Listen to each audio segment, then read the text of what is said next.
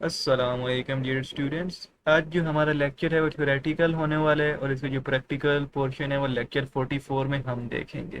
तो बगैर वक्त ज़ाया किए अपना काम शुरू करते हैं। सबसे पहले यहाँ पर कुछ प्रोग्रामिंग एक्सरसाइज दी हुई है मैट्रिसेस के हवाले से। सबसे पहले कहता है कि जो मैट्रिसेस हैं या जो मैथ की डोमेन है वो हमारे लिए कितनी हेल्पफुल साबित हो सकती है। कहते हैं मैथमेटिक्स एक बहुत ही अच्छी डोमेन है। डोमेन मतलब एक फील्ड है, एक ज़रिया है जिसको हम प्रोग्रामिंग में इस्तेमाल कर सकते हैं। ठीक है, जिससे आप मुख्तलिफ क्लासेस और प्रोग्राम बना सकते हैं, जैसे कि कम्प्लेक्स नंबर जिसमें इमेजिनरी नंबर और रियल नंबर का कॉन्सेप्ट आ जाता है, मैट्रिसेस आ जाते हैं। ठीक है, addition, subtraction, multiply, divide, transpose, inverse, determinant. ठीक है, and so on. Quadratic equation जिसमें कंप्लीट स्क्वायर मेथड आ जाता है, आपके पास क्वाड्रेटिक फार्मूलाज आ जाता है, फैक्टराइजेशन आ जाती है और मज़ीद इस तरह की क्वाड्रेटिक इक्वेशन से रिलेटेड चीज़ें आ जाती हैं। तो इनको मद्देनज़र रखते हुए ये हमारे पास एक बेहतरीन मैथमेटिक्स स्किल भी है और डोमेन भी है जो हमें प्रोग्रामिंग में बहुत ज़्यादा हेल्प आउट करता है। ठीक हो गया। अब इस लेक्चर में हम देखेंगे कि अगर एक मसला आता है तो उसको कैसे मुख्तलिफ ज़ावियों से मैनिपुलेट कहते हैं, उसको हम कैसे नए रास्ते उसके सामने लेके आ सकते हैं मैट्रिसेस के हवाले से, या फिर आप कह सकते हैं उसके ऊपर हम तब्दीली कैसे कर सकते हैं। ये मैनिपुलेट है मतलब होता है। तो मैट्रिसेस बहुत जगहों पे इस्तेमाल होते हैं जो रियल वर्ल्ड प्रॉब्लम्स हैं।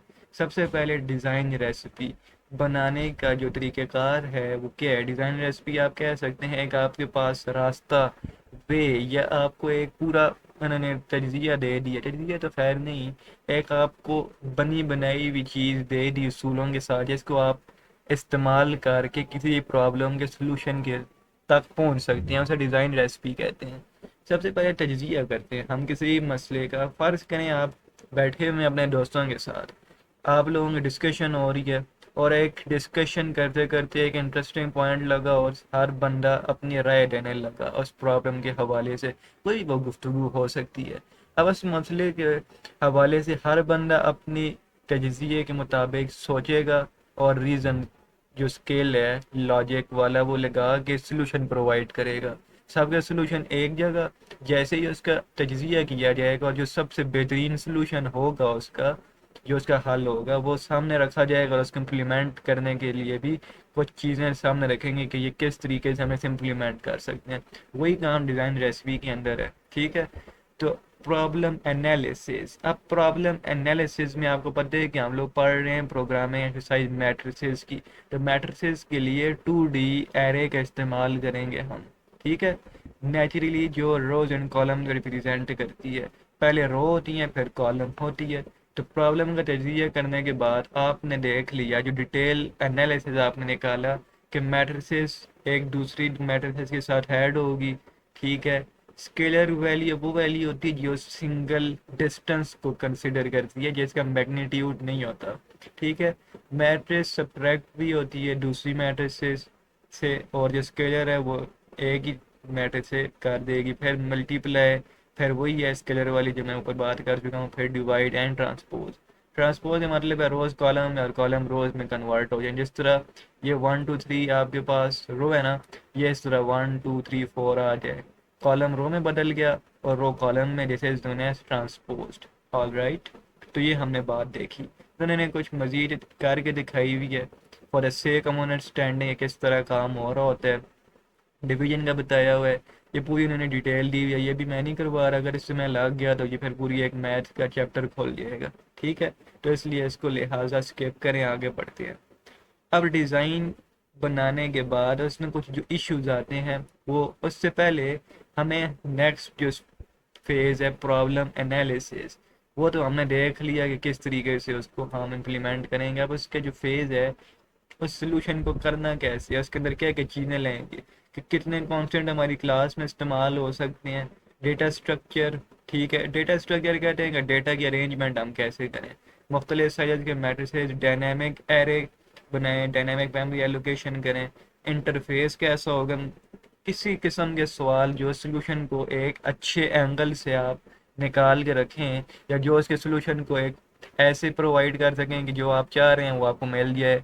प्रॉब्लम एनालिसिस फेज है। ठीक है, आगे बढ़ते हैं। और design issues and classes interface में आगे हम कि जो डिज़ाइन के इश्यूज आएंगे उनको हमने कैसे टैकल करना, क्लास इंटरफेस है वो कैसा होना चाहिए, उसके हवाले से हम देख रहे हैं। मैंने कुछ चीज़ें बताई हुई हैं, ठीक है, मजीद उन्होंने कुछ कम्प्लेक्स चीज़ें इस्तेमाल की हैं, उन पर हम नहीं जाने वाले। तो ये सारी बातें हैं। तो आगे बढ़ते हैं हम। इन्होंने पूरा कोड करके दिखाया हुआ है, ठीक है, इसलिए इस कोड को हम अभी नहीं करेंगे, नेक्स्ट में आपको मैं इसलिए करवाऊँगा ताकि आपको बेसिकली करना आए। तो ये हमारा लेक्चर 43 यहाँ तक कंप्लीट हो चुका है। अब यहाँ से 44 स्टार्ट होता है। मैट्रिक क्लास कैसे बनानी है, कंस्ट्रक्टर, ये सारी चीज़ें हम अभी देखेंगे। तो चलें वीडियो शुरू करते हैं लेक्चर 44 से ऑनवर्ड। डेफ खोल लेते हैं। मैंने पहले से कोड नहीं लिखा हुआ, मैं आपको साथ साथ लेके चलूँगा ताकि आपको कोड लिखना आए और आपको पता हो कि कोड किस तरह हम लिख सकते हैं मैट्रिसेस के हवाले से।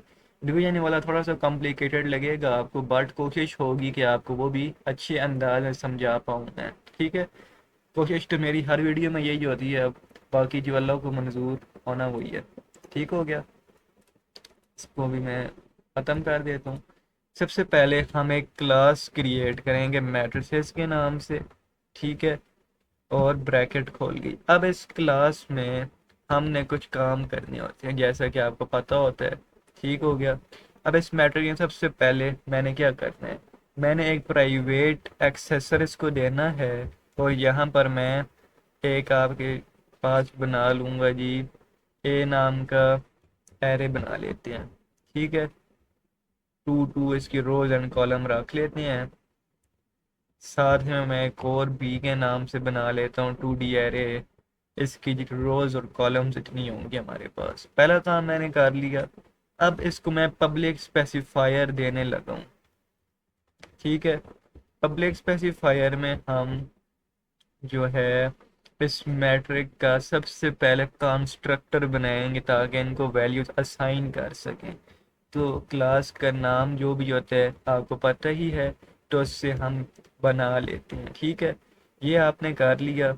अब इसमें आप क्या करेंगे, आपको पता है एरेस को हासिल करने के लिए फॉर लूप का इस्तेमाल होता है। कोई भी एरे है, चाहे 1D या 2D, सारी चीज़ों को वो करने के लिए हासिल हम फॉर लूप का इस्तेमाल करते हैं। And I is equals to, ठीक है, 0 से कहाँ तक चलेगी, 1 तक, क्योंकि हमारे पास 0 1 2, तो इस तरीके से हमारे पास 1 तक चली।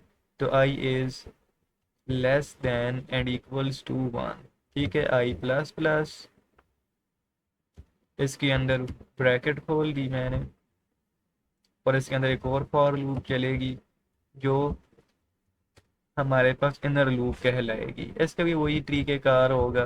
ठीक है, J is less than equals to 1 and J plus plus. यहाँ तक आपने काम कर लिया, ब्रैकेट खोल लें। ठीक है, वो क्या कर रहे हैं, वापस हो अपनी जगह पे। हाँ, इस तरह करो, डॉट नंबर। अच्छा जी, यहाँ तक आपने कर लिया। अब आपने क्या करना है, अब सिंपली आपने जो मैट्रिक है उसका नाम लिखना है, विदाई और ये। ठीक है, और उसको वैल्यू असाइन कर देनी है 0। सेम काम आपने नीचे वाले के साथ भी करना है। इधर भी मैंने बड़ा लिखना है क्योंकि मैंने ऊपर उसका नाम बड़ा लिखा है। ये गलतियाँ आप देख लें, कोई गलती ना हो। अगर होगी भी तो इसको हम सही कर लेंगे, इतनी कोई इशू वाली बात नहीं है। ठीक है, ये यहाँ तक आपने काम कर लिया। अब आपने एक पैरामीटराइज कंस्ट्रक्टर बनाना है दोबारा मैट्रिक के नाम से। ठीक है, इसके अंदर आप इंट एन, चलिए इसको मैं इंट आर रो के लिए दे देता हूँ, जिसको मैं 2 बाई 2 कर देता हूँ। और यहाँ पर दोबारा इंट सी के नाम से इसको मैं कॉलम दे देता हूँ। ठीक है, ताकि आसान हो जाए, ज़्यादा पेचीदा हम करते ही नहीं है मामला। ऑल राइट,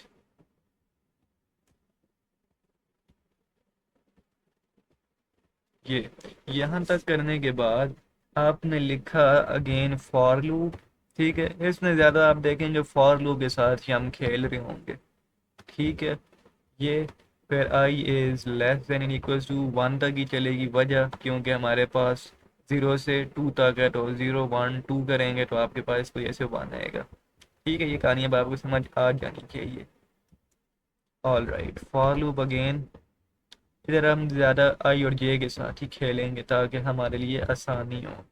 ये अब हमारे पास लेस देन इक्वल्स टू 1, ठीक है, ये प्लस प्लस, इसकी ब्रैकेट आप खोल लें, और अब यहाँ पर आपने सी आउट लिखना है। ठीक है, सी आउट लिखने के बाद, अच्छा गलत हो गया, सी आउट नहीं लिखना। अब यहाँ पर आपने इसकी जो वैल्यू आर और सी को पास करनी है एक ही, ए into I into J, rho into column किसके बराबर हो जी, आर इंटू आई इंटू जे। ये जो आर इंटू वाई इंटू जी है ये ए को साइन हो जाएगा।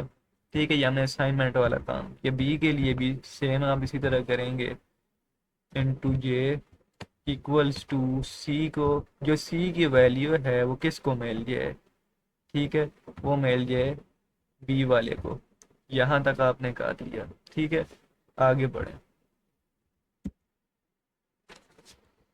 ओके जनाब, अब हम अपना मेन काम शुरू करते हैं। वॉइड का फंक्शन क्रिएट किया सम मैट्रिक। अब असल इम्तिहान स्टार्ट हुआ है यहाँ से, यहाँ पर हम मैट्रिसेस को ऐड सब्ट्रैक्ट ये सारी चीज़ें करेंगे। ठीक है, वॉइड सम का फंक्शन जिस वक्त मैंने लगाया, उसको लगाने के बाद अगेन मैं फॉर लूप के साथ खेलूंगा, int I is equals to 0, ठीक है, I is less than and equals to 1 and I plus plus, again for loop. ओहो, क्या मसले है। फिर for loop int J is equals to 0 और J is less than and equals to 1, J plus plus, ठीक है, curly brackets नीचे चले जाएं। ऑल राइट, ये अब आपने यहाँ पर सी आउट करना है, इसको भी मैं कॉपी करूँगा बाकी चीज़ों के लिए भी यही चीज़ आपने, बाकी सिर्फ मल्टीप्लाई और डिवाइड थोड़ा सा चेंज होगा, वहाँ से मैं आपको कहानी समझाऊंगा क्यों होगा। ठीक है, आई into J plus B into I into जे, मतलब जो ए के पास वैल्यू है वो प्लस हो जाए मैट्रिक्स के अंदर, तो ये एडिशन वाला काम हो जाएगा। इसे नॉर्मल हम एडिशन करते हैं। ठीक है, बाकी आपको मैट्रिक की जो समझ होगी ना, इस सारे को मैं कॉपी करके पेस्ट कर देता हूँ यहाँ पर, और इसका नाम सब रख देता हूँ। अब सब्ट्रैक्शन होगी, बस यहाँ पर आपने साइन चेंज करना है, ये बाकी सारा कोड वैसे का वैसा। ठीक है, आगे बढ़ें। अब हम बढ़ते हैं मल्टीप्लिकेशन की जानिब से। तो मल्टीप्लिकेशन के लिए आपने थोड़ा सा चेंज करना है, इसको अगेन मैं कॉपी पेस्ट कर देता हूँ। यहाँ मैं मल्ट का नाम इस्तेमाल करूँगा मल्टीप्लाई के लिए। अब यहाँ जो सी आउट है इसमें आपने थोड़ी सी कार्रवाई चेंज डालनी है। एक जो फर्स्ट आई है उसके साथ मैंने ज़ीरो लिखना है ऐसे। ठीक है, फर्स्ट रो ज़ीरो कॉलम, उसी तरीके ज़ीरो और ज़ीरो, फिर यहाँ पर इधर आपने फर्स्ट को ज़ीरो लिखना है आई की जगह, और जे को आपने कुछ भी नहीं करना। समझ आ गई बात की। फिर आपने इधर पहले ब्रैकेट लगानी है ऐसे,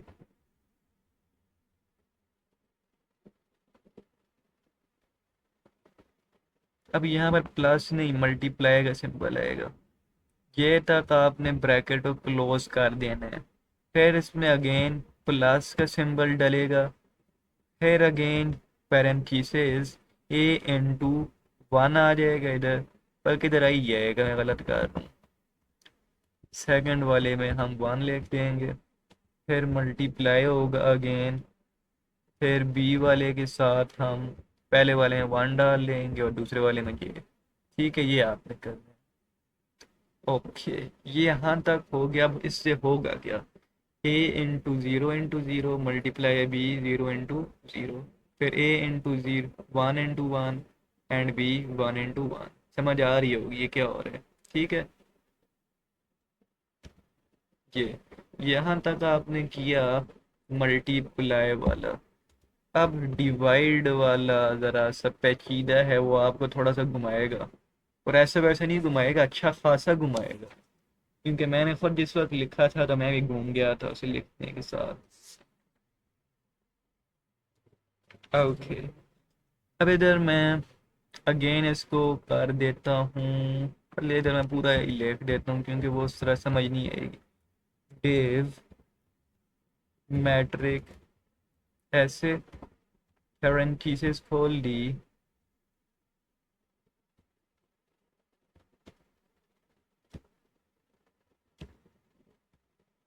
ओ तो मुझे समझ नहीं आ रही ये क्या तकलीफ है। ये अब इसके अंदर आपने, ऑल राइट, वाइल्ड मैट्रिक के बाद आपने क्या करना है। अब यहाँ पर सबसे पहले डिवीजन के लिए आपको पता है कि हम इनवर्स लेते हैं, इनवर्स से पहले डिटर्मिनेंट लेते हैं। डिटर्मिनेंट लेने के लिए इंट टेम्प का वेरिएबल एरे वाला, जिसमें हम टेम्परेरी वो करेंगे चीज़ों को आगे पीछे स्वैपिंग वाला काम जो ये सारा, और डिटर्मिनेंट बी के नाम से एक आपने वेरिएबल क्रिएट कर लेना है। अब दोबारा से फॉर लूप लगेगी, एंड आई वाला काम होगा जो कि बराबर ज़ीरो के, I is less than equals to one, again I plus plus with bracket, फिर दोबारा से इनर लूप लगेगी ये वाली, ठीक है, और इसको हम ये is less than equals to one, ठीक है, एंड ये प्लस प्लस। यहाँ तक आपने कर लिया। अब असल इम्तिहान यहाँ से स्टार्ट होता है। सबसे पहले टेम्प्ट इनटू आई, ठीक है, और जे को हम कर देते हैं किसके बराबर, बी ऑफ आई और जे, ठीक है, ऐसे ये। अब ये आपने काम कर लिया। अब डिटर्मिनेंट कैसे निकालते हैं, उस पे कार्रवाई डालते हैं। Determinant B is equals to, आपको पता है डिटर्मिनेंट कैसे निकालते हैं, क्रॉस मल्टीप्लाई होता है डिटर्मिनेंट निकालने के लिए। Determinant B is equals to temp, और टेम्प किसके बराबर है, टेम्प की जो जीरो वाली लोकेशन है, रो की भी और कॉलम की भी, ठीक है, उसको मल्टीप्लाई कर दो टेम्प के आई और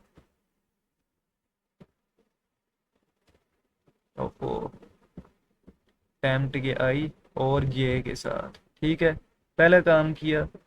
ये भी हम स्वैपिंग कर रहे हैं। अगर आपको नहीं समझ आएगी लास्ट में मैं दोबारा से समझाऊंगा, इसलिए टेंशन मत लें। यहाँ तक आपने कर लिया। अच्छा, एक तो यहाँ पर पैरेंथेसिस में खोलना ही भूल गया ऐसे, इसको आप बंद करें, नीचे जाएं, इसको आप बंद कर दें ऐसे। अब माइनस के बाद अगेन पैरेंथेसिस खुल जाएंगी, ठीक है, इधर temp into zero into one, अच्छा, फिर multiply by temporary variable into one और ज़ीरो, ये ये काम आपने कर दिया ऐसे। अच्छा जी, अब आपने टेम्प्ट के साथ खेलने, अब स्वैपिंग यहाँ से स्टार्ट होगी। इसमें क्या होगा, डिटर्मिनेंट निकलेगा स्वैपिंग करके, लेकिन इसको देखा जाए तो इस तरह नहीं होगा कि ए डी के साथ हो क्रॉस मल्टीप्लाई जो होती है, ए नीचे वाले के साथ बी एस वाले के साथ डिटर्मिनेंट निकल जाता है फिर। तो वही काम हमने इसके अंदर किया है।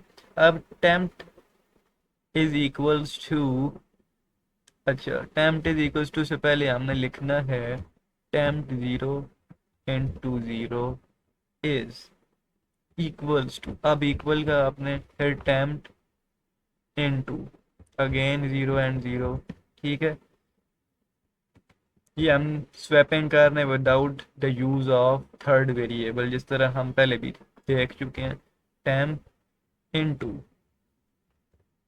वन इधर आ जाएगा, बल्कि ज़ीरो इधर आ जाएगा, और वन, ठीक है।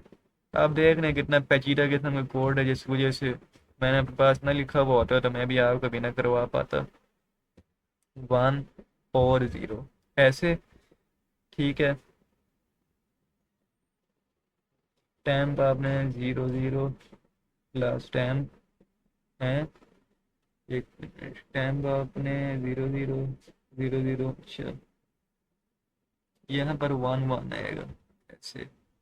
और ये जो मैंने फालतू पोर्शन लिखे है इसको स्किप करेंगे, यहाँ तक आपने लिखना है पहले। आगे बढ़ें, पहला वाला आपने लिख लिया। अब टेम्प आता है किस वाला, 1 और 1 वाला, ठीक है। अब टेम्प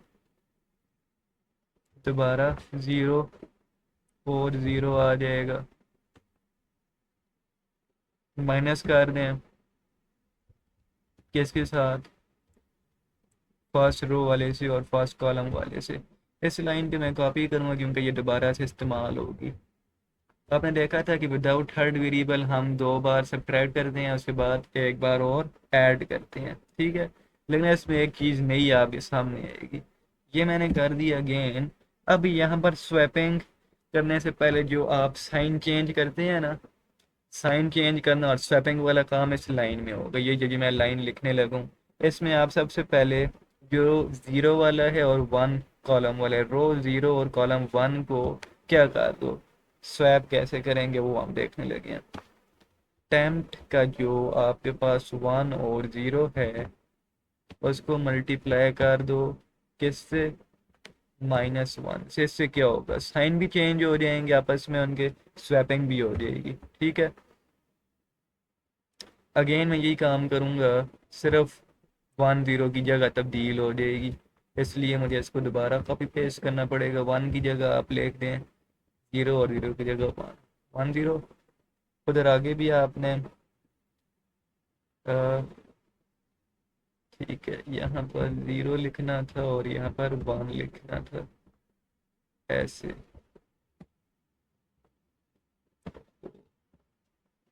ये अब ठीक हुआ, यहाँ तक आपने सारा लिख लिया। उसके बाद नेक्स्ट लाइन में चले जाएं। अब आपकी फॉर लूप यहाँ से स्टार्ट होती है, I is equals to 0, I is less than equals to 1, I plus plus. दोबारा फॉर लूप मारें जे के लिए,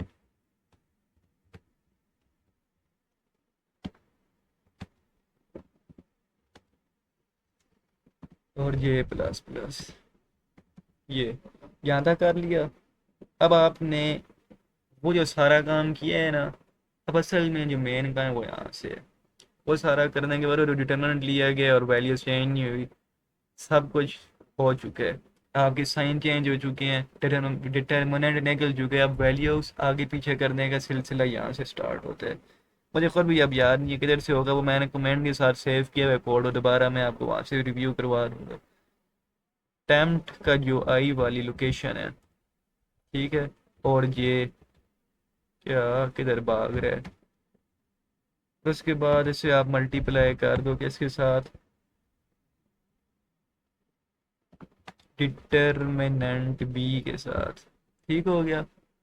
जो इसकी रो होगी वो किसके साथ, जो वैल्यूज इसके अंदर जो भी होंगे के साथ वो खुद ब खुद मल्टीप्लाई होती जाएगी। अगेन बाहर निकल जाए और एक और फॉर लूप का इंतखाब।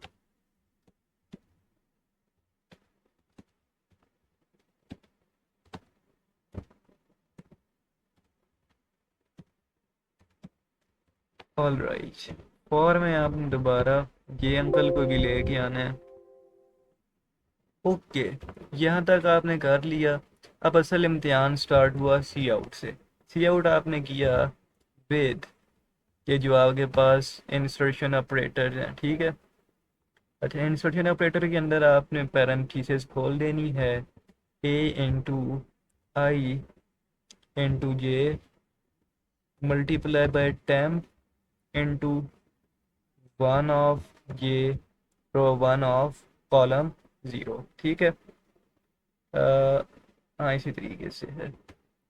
ये करने के बाद प्लस अगेन पैरेंथेसिस खोल जाएगी, फिर आपने again A into I into जे, ठीक है। अच्छा, अब इसमें ए के साथ आई के बाद 1 आएगा, वहाँ पर जे पे आपने 0 डाला था, इधर मुझे स्केप हो गया था, यहाँ 1 डाला था तो यहाँ 1 आ जाएगा। अब फिर इसको मल्टीप्लाई करेंगे टेम्प के साथ इनटू 1 ऑफ जे, ठीक है। तो अगर यहाँ मैंने ज़ीरो डाला था तो यहाँ पर भी ज़ीरो आएगा, यहाँ मैंने वन डाला है तो यहाँ पर भी वन ऑफ ये आ जाएगा। ये आपने सीक्वेंस बस याद रखना है। ठीक है। ये ओहो, क्या हो गया?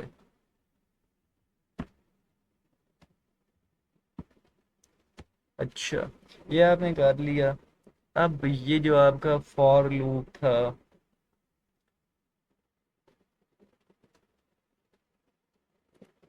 इससे नीचे आप लिख लेंगी सी आउट एन। ठीक है, ताकि उसमें कोई मसला ना हो। अब लास्ट काम हमारे पास बहुत ही सिंपल सा है, ट्रांसपोज वाला। और मैं तेज़ तेज़ करता हूँ ताकि आपको आसानी के साथ समझ आती रहे। ट्रांसपोज ए का मैंने बनाया। अब इसके अंदर मैं लिख देता हूँ फॉर लूप से स्टार्ट होगा, क्योंकि इसमें अब कुछ भी नहीं है इतना मुश्किल करने वाला। ठीक है, उसी तरीके से हम जिस तरह पहले करते आए हैं तो वही हम सारा काम कर रहे हैं। तो इनमें से कोई भी अगर आ जाते हैं ना, इस कोड की आप अच्छे से प्रैक्टिस करेंगे तब ही आपको समझ आएगी। कोई भी फिर आपसे चीज़ पूछ लेते हैं पेपर के अंदर, आप वो बता दें, हमें परफॉर्म करके दिखा दें जिस तरह मैंने आपको अभी सारा करके दिखाया है कोड। कोई एक चीज़ पूछ लेंगे या तो पूछ सकते हैं डिवीजन करके दिखा दो, मल्टीप्लिकेशन का पूछ लेंगे, ट्रांसपोज का पूछ लेंगे, या कोई दो तीन चीज़ें पूछ लेंगे एक साथ लॉन्ग में अगर आ जाता है। ठीक है, इतना लंबा नहीं पूछेंगे लेकिन ये पूछेंगे सही। कोई चीज़ इसमें से स्किप मत करिएगा। ठीक है, सी आउट लिखने के बाद ए मैट्रिक्स इंटू आई हो जाएगा, और ये क्योंकि टू डी एरे है इस वजह से। फिर आपने स्पेसेस दे देनी है, और ये इसी का मैं दोबारा कॉपी कर लेता हूँ क्योंकि अभी टाइम इतना नहीं है बी के लिए भी, क्योंकि बी के लिए भी सेम फंक्शनैलिटी परफॉर्म करनी है। नीचे जाएँ, अब मेन फंक्शन की कहानी अब स्टार्ट हुई है। इधर आपने इंट ए नाम का एक एरे ले लिया 2 बाई 2 का, जिस तरह हमने ऊपर लिया था। ठीक है, वो करने के बाद आप एक ऑब्जेक्ट क्रिएट करेंगे। तो ऑब्जेक्ट कैसे क्रिएट करते हैं, बड़ा सिंपल तरीक़ेकार है। यहाँ पर आप क्लास का नाम लिखें, तो मैं इसका नाम रख देता हूँ एम, क्योंकि मैट्रिक्स है ना। एम डॉट, आपने क्या करना है, कंस्ट्रक्टर है ये, किसको कॉल करनी है, एम डॉट। सबसे पहले मैं सम वाले को कॉल करूँगा, किधर है ये। ठीक है, एम डॉट सम को मैंने कॉल की, और अब सी आउट करके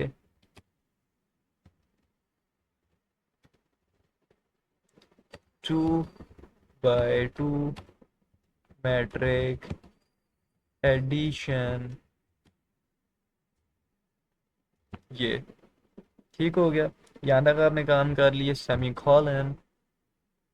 अब आप नीचे जाएं, दोबारा कॉल करें सब, ये अगेन यही लाइन कॉपी मार दें।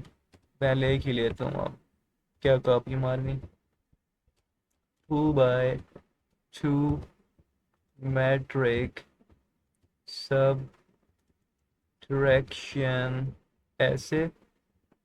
फिर एन, अगर ये एन में ना लगाऊं ना, वो सारा आप देखेंगे कि ऊपर नीचे चढ़ा हुआ होगा, इसलिए ये एन लगाना ज़रूरी है। फिर एम डॉट मल को कॉल कर दें, दोबारा से सी आउट। ठीक है, अरे सी आउट तो बहुत ही ज़्यादा आसान है, मेन फंक्शन है, क्योंकि असल काम आप कर रहे हैं तो अब टेंशन ही कोई नहीं है। बाय 2 मैट्रिक मल्टीप्लिकेशन, ठीक हो गया। अब दोबारा एम डॉट डिव मैट्रिक और सी आउट। अगेन आपने यही काम करना है, 2 बाई 2 मैट्रिक डिवीजन, और ये ऑल राइट। लास्ट पे अब आपके पास ट्रांसपोज आ जाता है, तो एम डॉट ट्रांसपोज ए का फंक्शन, हाँ, ट्रांसपोज ऑफ करके 2/2 से लिखते हैं, 2/2 मैट्रिक ए ट्रांसपोज। ठीक हो गया ये। और अब लास्ट में एम डॉट ट्रांसपोज बी को मैंने कॉल कर दिया और सी आउट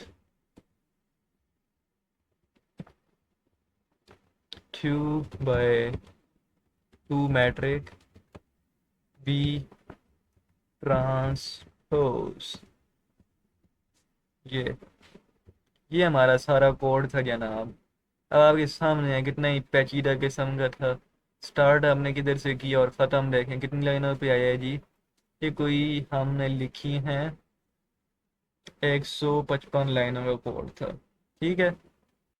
एक बात मैं आपको बताना भूल गया, वो ये कि जिस वक्त आप इसको करेंगे ना ए बी मैट्रिक को, ठीक है, इसका नुकसान क्या होगा, आपने आगे से वैल्यू भी असाइन करनी है। और डबल एरे के लिए आपको पता होता है कि आपने डबल करली ब्रैकेट खोलनी होती है। ठीक है, वो आप करेंगे तो उसके बाद आपने इसी क्लास बना के ये सारी कार्रवाई डालनी है। अब इसको करते हैं F11। आपके सामने एक चीज़ आएगी, सब कुछ आपको पता चलेगा कि हमारा जो काम था वो ठीक हुआ है यानी। ये देखें, एडिशन भी हो गई, 6 से 10 12 आंसर आया। ये इसकी सब्ट्रैक्शन हुई, फिर ये मल्टीप्लिकेशन हुई, और ये आपके पास डिवीजन हुई। ठीक है, 3 - 2 2 और -1 ट्रांसपोज आप देख लें 1 2 3 4 5 6 7 8 उसी तरीके से जिस तरह हमने इसको वैल्यू दी थी 1 2 उस वक्त रो था। अब यहाँ पर वो आपके पास बन चुका है, कॉलम में तब्दील हो चुका है। ठीक है, और बी के भी यही हिसाब है, तो ये ट्रांसपोज ऑफ सारा बिल्कुल ठीक तरीके से काम कर रहे हैं। थोड़ा सा मैं आपको डेव वाला लॉजिक समझा दूँ ताकि आपको बात समझ आ जाए। ये जो हमने पहला काम किया है ना, इससे क्या होगा कि एक टेम्परेरी मैट्रिक्स क्रिएट होगा जो इनवर्स स्टोर करेगा बी का, और डिटर्मिनेंट बी स्टोर करेगा बी का डिटर्मिनेंट। फिर हम मैट्रिक्स बी को टेम्प में कॉपी करेंगे जो हमने ये सारा काम किया। अब आपको पता है डिटर्मिनेंट कैसे निकालना है, डिटर्मिनेंट बी के अंदर ये सारी चीज़ें, इससे सिर्फ ए बी सी डी आएगा जिस तरह ये है। अब इसको हम स्वैप इस तरह करेंगे 0 1 1 1 0 वाले तरीके से जिस तरह मैंने बताया था। लास्ट में इसको माइनस साइन देने के लिए मल्टीप्लाई बाय -1 से करेंगे, ये वाला जो कोड था। और उससे आपके पास इस स्वैपिंग की जो डायगनल जिस तरह मल्टीप्लाई करते हैं ना, और इसको इनवर्स जो भी माइनस वाले साइन है वो पास हो जाएंगे। अब आपको पता है इनवर्स कैसे निकालते हैं, ये फार्मूला लिखा हुआ है। अब ये जो सारा काम है, इससे आपके पास डिटर्मिनेंट निकल आएगा। अब मल्टीप्लाई करेंगे मैट्रिक ए को टेम्प्ट के साथ, तो आपका ये जो फार्मूला बनता है वो ए इंटू टेम्प्ट होना चाहिए। इससे आपके पास क्या निकलेगा, मैट्रिक ए की मल्टीप्लिकेशन निकल कर आ जाएगी। तो ये सारा आपके पास डिवीजन का फार्मूला है कि किस तरह डिवीजन काम करते हैं। ठीक है, आई होप सो कि अब आपको बात समझ आ गई। तो ये हमारा आज का लेक्चर था, लेक्चर नंबर 44 एंड 43। अब लास्ट लेक्चर जो हमारा रह चुका है उसको मैं इसके बाद नेक्स्ट वीडियो में क्रिएट कर देता हूँ ताकि आपको कहानी समझ आ जाए। ठीक है, वीडियो ऐसी ऑलरेडी बहुत लंबी हो चुकी है, मुझे दें इजाज़त, मिलते हैं नई वीडियो के साथ। अपना ख्याल रखें, अल्लाह हाफिज़।